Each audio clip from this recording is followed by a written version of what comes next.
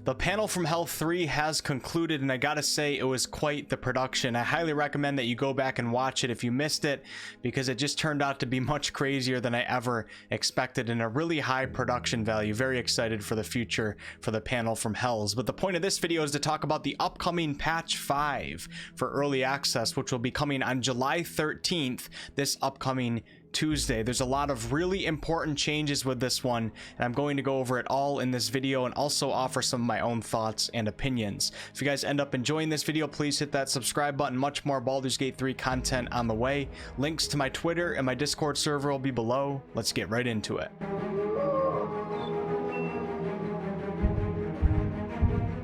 Before we dive into the patch notes, first I want to give you guys the bad news, and that is that we're not going to be getting a new class, subclass, or a new race with patch 5. However, Larian Studios did say that patch 6 is a lot closer than we think, and that patch is in fact going to be really content heavy.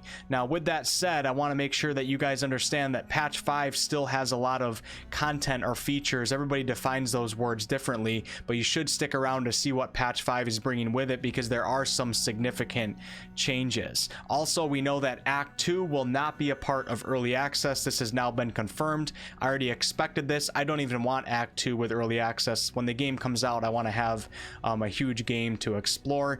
And also, one more thing, and you guys are going to be excited about this, and that is that we might actually get to experience level 5 in early access if we keep asking Larian Studios to include it. And level 5 is really important because it brings with it level 3 spells such as Fireball, and it's going to make the game a lot more interesting for most classes. You also get extra attack with the martial classes. It's a really big level increase, and Larian Studios said that we might be able to experience it in early access, so get your hopes up for that if you want to experience that type of stuff. Now on to the patch notes, and I'm going to start off with what was my favorite announcement that they made, and that is that they're going to be testing some new features with camping, and they're calling it Camping 2.0. The first thing I'll talk about here is the addition of something called mini camps. So now if you're in the Underdark and you want to take a rest, you're not going to spawn all the way back at the river camp. If you're in the Hag's Lair, or I guess you can't camp when you're in the Hag's Lair, if you're in the swamp somewhere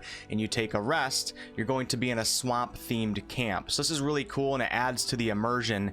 I remember before, it just killed me that we could always just spawn way back at the river camp no matter where we were in the game. So I'm very excited for this. Now I'm not really sure how this is going to work with your headquarters camp, if you're going to be still decorating that, and where your companions are going to go, like where's Helsing going to be. I'm not sure, but only time will tell. The next thing I want to talk about with the camping that I think many people are excited about, I know some people aren't, but just make sure you give it a chance, guys. We got to remember that this is testing, none of this is official, and I'm very happy that Larian Studios is willing to test these things out, even if they don't stick with some of these things, or if some of these things don't even work well.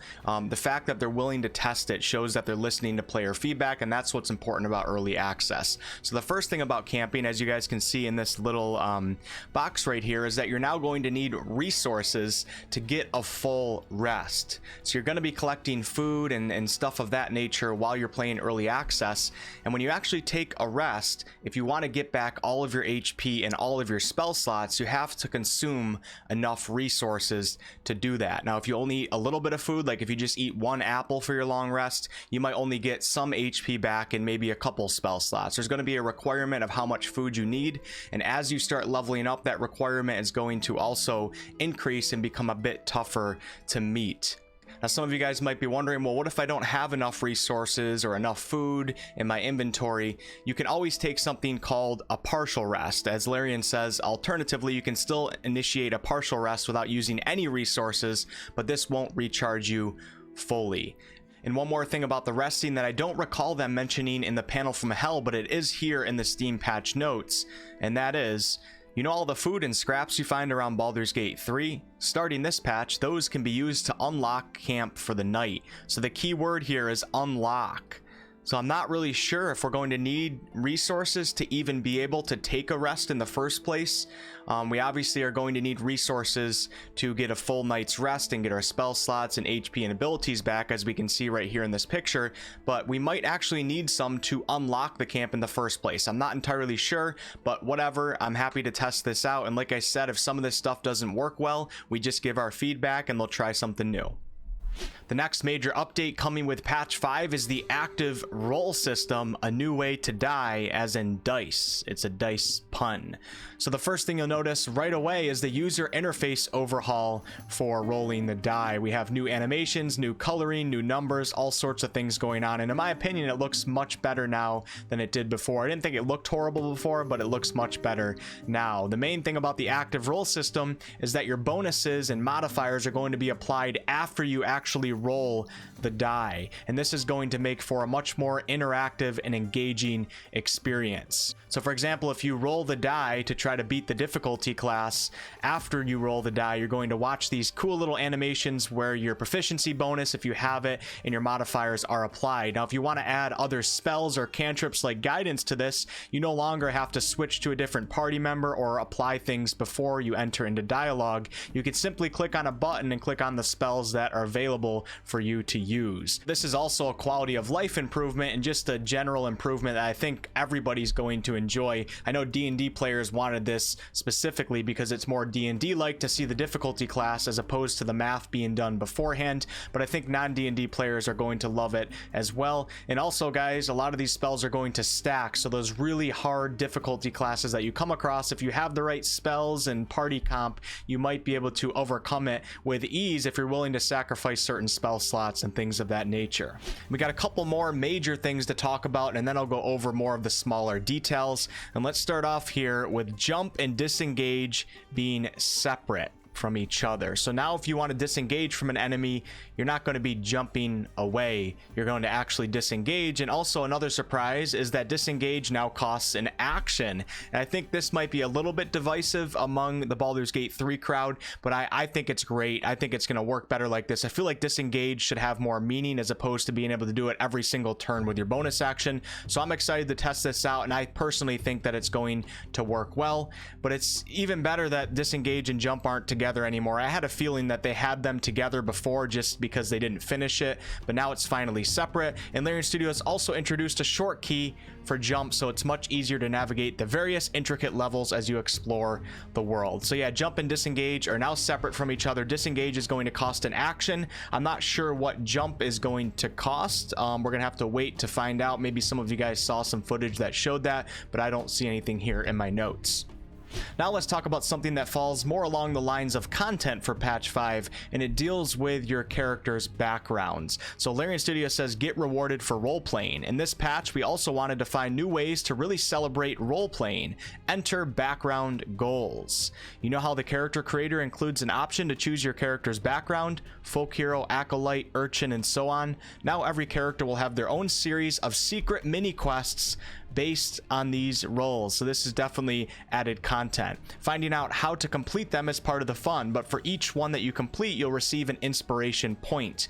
Players will get a maximum of 4 inspiration points, which can be put towards re-rolling dice whenever they wish, or alternatively, if you've already reached your IP cap for the moment, then any further points become experience.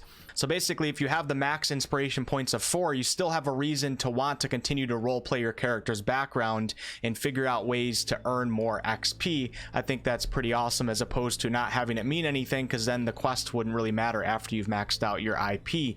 But man, this is super cool, adding a bunch of mini quests based on your background, and these are quests that you kind of have to find yourself as opposed to them just being right away in the quest log.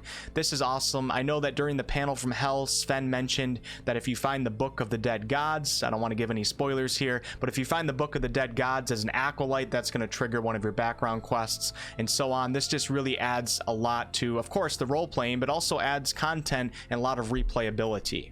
And the last major thing, and then I'm going to quickly kind of rapid fire off the rest of the changes, and that is that Shadowheart is getting some extra love now. Her storyline just got a little more mysterious. So Shadowheart got extra love this patch. Not only does this update feature extra dialogue permutations with her, her storyline was also kicked up a notch. Expect to start hearing a little more about the mysterious items she carries with her. I don't want to talk about it because of spoilers, and you can now free her in the tutorial or leave her, of course. So I know many of you guys, including myself, was a little bit frustrated that I couldn't find a way to free Shadowheart on the Nautiloid ship. This isn't really spoilers because this is the tutorial of the game, the very beginning of the game, and now you're going to actually be able to free her. I'm not sure how. Maybe there'll be a puzzle, or maybe they added a way to destroy something, but yeah, it's going to add a lot to the beginning area, and I'm excited to try freeing Shadowheart, and maybe I can finally get that romance opportunity. I don't know. I'm 0-9 right now. The remaining changes for patch 5 are as follows. A big improvement to the enemy AI. They're going to be a lot smarter and more resourceful in combat.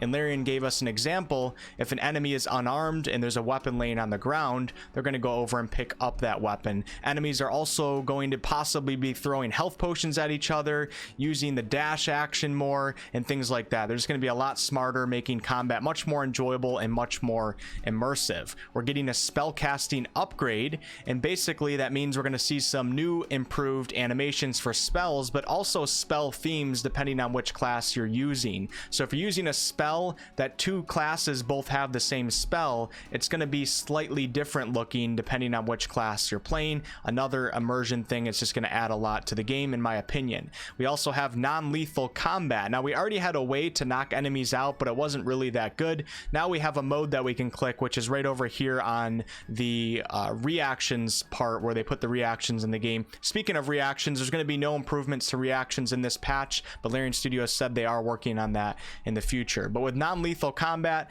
now you can basically have a much easier way of taking enemies out. So if you steal from a merchant and they catch you, you can go into non-lethal combat mode and knock them out. I guess it's just going to be better than what we had before.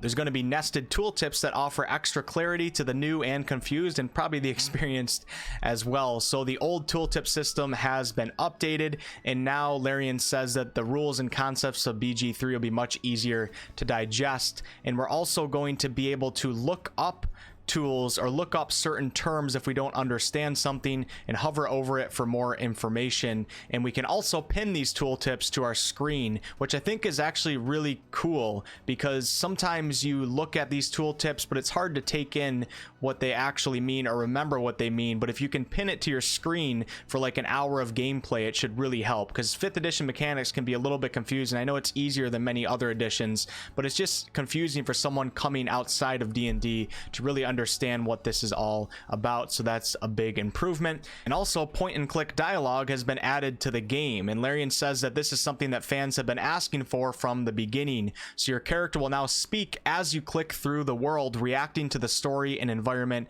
around them in real time. So if you go into sneak mode, your character might say something depending on which environment you're in. It's just going to add a lot of immersion to the game. But if you're someone that doesn't want your characters talking as much, there is going to be an audio option to change the frequency of their barks, as Larian calls it. So this is a nice little immersion thing, and Larian Studios says that a lot of recording power went into making this feature come alive. It's actually incredible how much power of everything goes into most things that are coming into this game. It's the amount of work is absolutely incredible, and they're going to extreme lengths to give us things that will add to the immersion of the game, and things that they don't necessarily have to do, and they could still have a good game. So yeah, that's pretty much it for the patch. I do recommend that you guys go back and watch the panel from hell, because it was quite entertaining.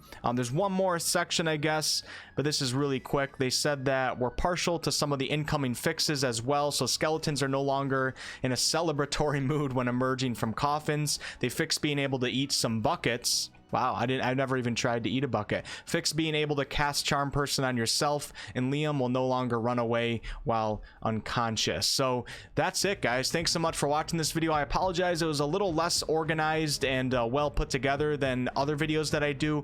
I'm just so strapped for time right now, and I made the mistake of streaming after the panel from hell yesterday. I played DOS 2 for 3 hours after, and it really just killed the amount of time that I have to work on this video. And today, you guys might be watching this later, but today is also the Ashes of Creation Alpha, and I have to be there for its launch. So, but hey, if you guys made it to the end, thank you guys so much. Let me know below in the comments, and I'll see you guys on July 13th for a live stream of this patch, and we can see these changes in real time and talk about it. Peace.